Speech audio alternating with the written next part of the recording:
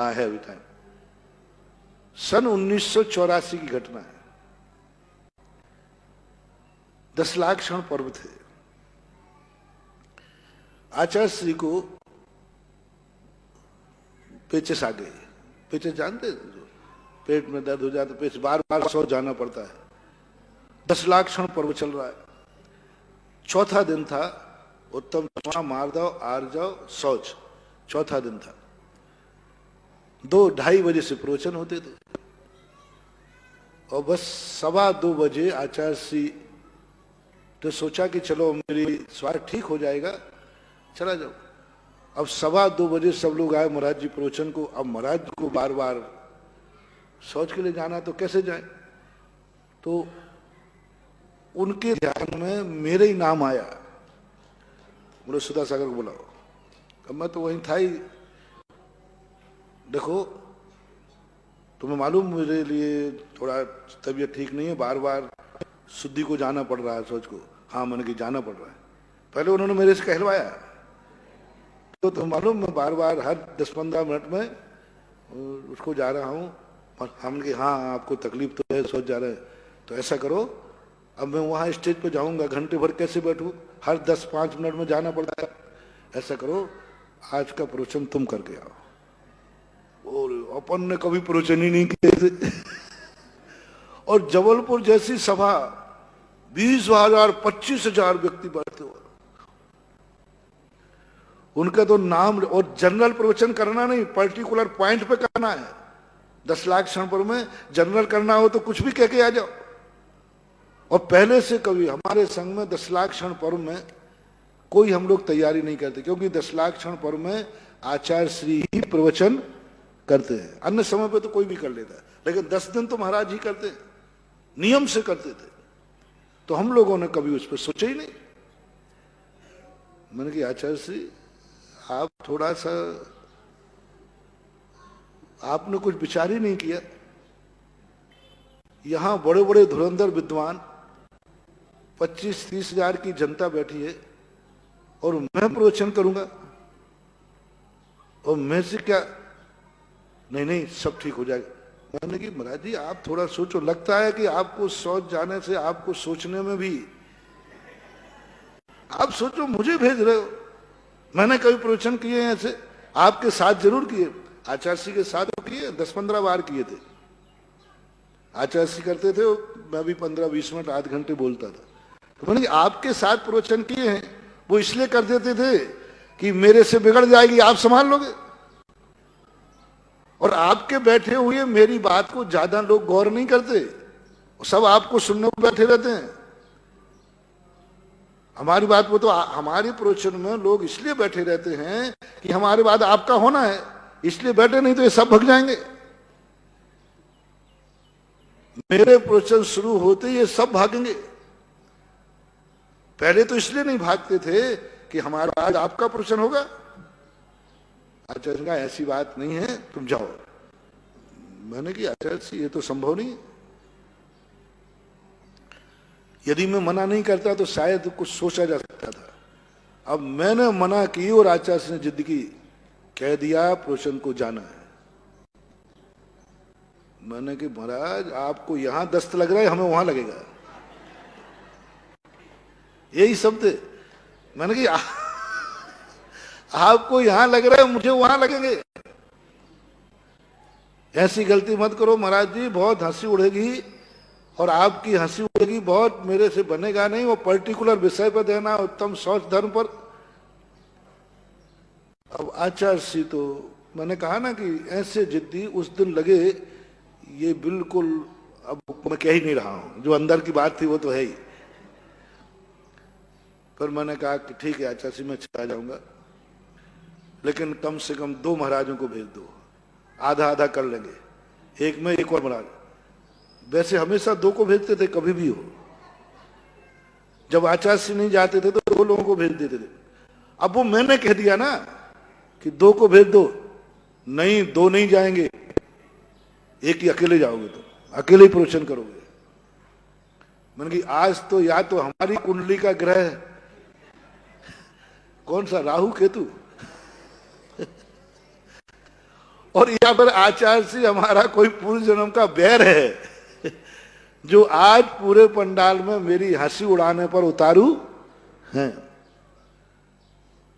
पर हमने कहा आचार्य से करना पड़ेगा। बोले क्या? बोले संघ का कोई भी साधु हमारा प्रवचन सुनने नहीं जाएगा, क्योंकि हमने कहा कि ये तो सब बुद्धू लोग हैं, कुछ भी सुनाया, इनको क्यों बैठा लूं। अब मैं कोई भी साधु प्रवचन सुनने नहीं जाएगा, मैं अकेले ही जाऊंगा। आचार्य सिंह तो आज नियम लिया था कि जो ये कहेगा अपन को, तो आचार्य के नहीं, पूरा संघ जाएगा। ब्रह्मचारी जी, समय सागर वाले सबसे कह दो, सभी लोग आज प्रवचन सभा में बैठेंगे। और मैंने कही आज तो पक्की दुश्मनी बजाना है इनको। धन्य है। उस समय तो बड़ा बुरा लगा, बहुत बुरा लगा। ऐसे लगे कि आचार्य श्री वो कातंत्र रूपमाला में आया ना, गुरु शत्रुवत। गुरु आदेश देते समय शिष्य को शत्रु के समान लगता है, शास्त्र में आया है। आदेश देते समय आज्ञा शत्रुवत और आगम मित्रवत, ऐसा आगम में तू सूत्र लिखा। तो मैंने पढ़ा ही था तो थोड़ी देर मैंने कि आज सही में गुरु नहीं, ये तो हमारे शत्रु बन करके।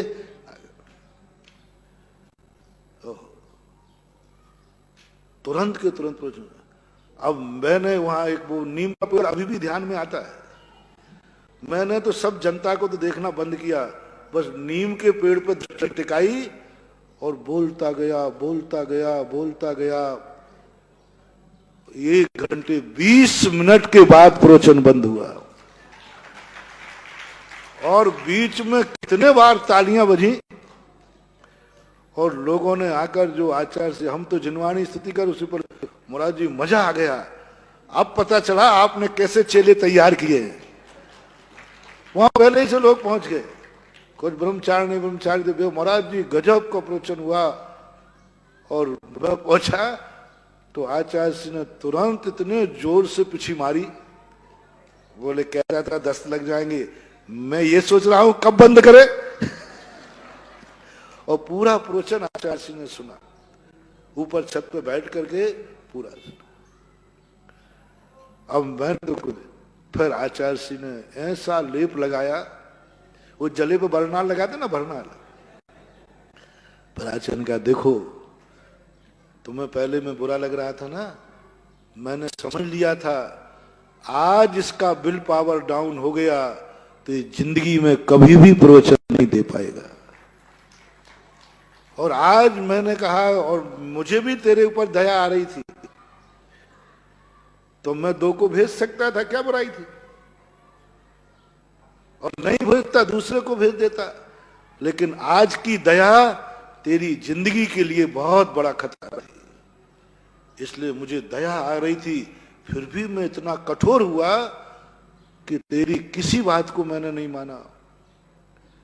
जा, अब तेरी जिंदगी में कभी घड़ी देखने की जरूरत नहीं पड़ेगी और सभा देखने की जरूरत नहीं पड़ेगी। ना तुझे कभी प्रवचन में ये आएगा कितने लोग बैठे हैं, और ना ये आएगा कि ये घड़ी का 1 घंटे कैसे निकालूं। लेकिन आज यदि मैं तेरे प्रति दयालु हो जाता तो बस तेरा साहस एक बहुत बड़ी चीज थी।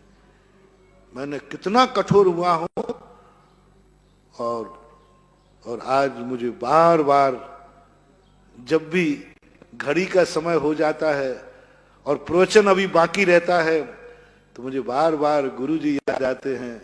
ये धन्य है गुरु जो आज तुमने बार बार होता है, 50 बार ऐसा होता है कि जब घड़ी समय हो जाता ना, और अभी प्रवचन प्रवचन होता है, कई बार ऐसा प्रवचन बाकी है, अभी कथा पूरी हुई नहीं और घड़ी का समय पूरा हो गया, तो तुरंत मुझे गुरु जी याद आते हैं। ये वरदान किसका है? जो घड़ी कम पड़ रही है और प्रवचन आगे जा रहा है, ये गुरु की उस कठोरता का परिणाम। तुरंत मैं नमोस्तु कर लेता हूं, गुरु महाराज आपकी बदौलत अभी प्रवचन बचा है और घड़ी पूरी। और वो परिणाम है, मैं देखो मैंने पहले से कहा आप लोगों से, 2 घंटे पहले भी कह सकता था। स्वास्थ्य तो मेरा पहले ही से खराब हो रहा था, सुबह से ही, सुबह कह सकता था, लेकिन मैंने इसलिए नहीं कहा।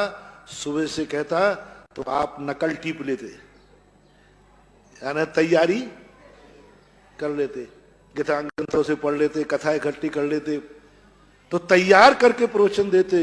इसलिए मैंने चलाकर एंड टाइम पर कहा, जिससे तुम कुछ किताब न देख पाओ, किताब न देख पाओ, किसी से पूछ ना पाओ, सोच भी ना पाओ।